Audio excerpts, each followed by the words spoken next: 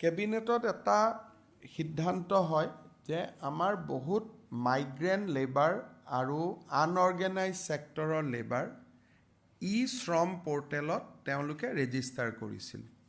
2021 চনৰ পৰা 2023 চনৰ ভিতৰত শ্ৰম পৰ্টেলত ৰেজিষ্টাৰ কৰা শ্ৰমিকৰ সংখ্যা আছিল 12 লাখ।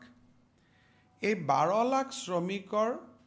6 লাখে ৰেচন কাৰ্ড পাইছিলে, বাকী 6 লাখে ৰেচন কাৰ্ড পোৱা নাই। আজি আমি কেবিনেটত আলোচনা কৰি এই ব্যক্তিসকল যদি সঁচাকৈয়ে আনঅৰ্গেনাইজ লেবাৰ হয় আৰু সঁচাকৈয়ে যদি তেওঁলোকে 2023 চনৰ এপ্ৰিলৰ আগতে বহুতে 2 এদিনত নতুনকৈ পঞ্জীয়ন কৰিছে, সেইটো নহয়, 2023 চনৰ এপ্ৰিলৰ আগত যদি পঞ্জীয়ন কৰিছিলে আৰু তেওঁলোক যদি ৰেচন কাৰ্ড পোৱাৰ যোগ্যতা আদাৰৱাইজ যোগ্যতা আছে, তেনেকুৱা 6 লাখ পৰিয়ালক আমি নতুনকৈ ৰেচন কাৰ্ড দিবৰ বাবে আজি কেবিনেটে এটা সিদ্ধান্ত গ্ৰহণ কৰিছে। আৰু মই ভাবোঁ যে যিসকলে 23 চনৰ এপ্ৰিলৰ আগতে শ্ৰম পৰ্টেলত নিজক পঞ্জীয়ন কৰিছিলে তেওঁলোকে ৰেচন কাৰ্ডৰ বাবে আবেদন কৰিব পাৰে, কিন্তু নতুনকৈ শ্ৰম পৰ্টেলত পঞ্জীয়ন কৰি ৰেচন কাৰ্ডৰ বাবে আবেদন কৰিব নোৱাৰিব।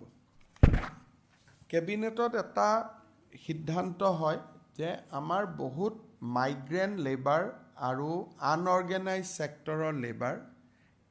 শ্ৰম পৰ্টেলত তেওঁলোকে ৰেজিষ্টাৰ কৰিছিল 2021 চনৰ পৰা 2023 চনৰ ভিতৰত শ্ৰম পৰ্টেলত ৰেজিষ্টাৰ কৰা শ্ৰমিকৰ সংখ্যা আছিল 12 লাখ। এই 12 লাখ শ্ৰমিকৰ 6 লাখে ৰেচন কাৰ্ড পাইছিলে, বাকী 6 লাখে ৰেচন কাৰ্ড পোৱা নাই। আজি আমি কেবিনেটত আলোচনা কৰি এই ব্যক্তিসকল যদি সঁচাকৈয়ে আনঅৰ্গেনাইজ লেবাৰ হয় আৰু সঁচাকৈয়ে যদি তেওঁলোকে 2023 চনৰ এপ্ৰিলৰ আগতে বহুতে 2 এদিনত নতুনকৈ পঞ্জীয়ন কৰিছে, সেইটো নহয়, 2023 চনৰ এপ্ৰিলৰ আগত যদি পঞ্জীয়ন কৰিছিলে আৰু তেওঁলোক যদি ৰেচন কাৰ্ড পোৱাৰ যোগ্যতা আদাৰৱাইজ যোগ্যতা আছে, তেনেকুৱা 6 লাখ পৰিয়ালক আমি নতুনকৈ ৰেচন কাৰ্ড দিবৰ বাবে আজি কেবিনেটে এটা সিদ্ধান্ত গ্ৰহণ কৰিছে। আৰু মই ভাবোঁ যে যিসকলে 23 চনৰ এপ্ৰিলৰ আগতে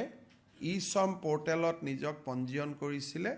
তেওঁলোকে ৰেচন কাৰ্ডৰ বাবে আবেদন কৰিব পাৰে, কিন্তু নতুনকৈ শ্ৰম পৰ্টেলত পঞ্জীয়ন কৰি ৰেচন কাৰ্ডৰ বাবে আবেদন কৰিব নোৱাৰিব।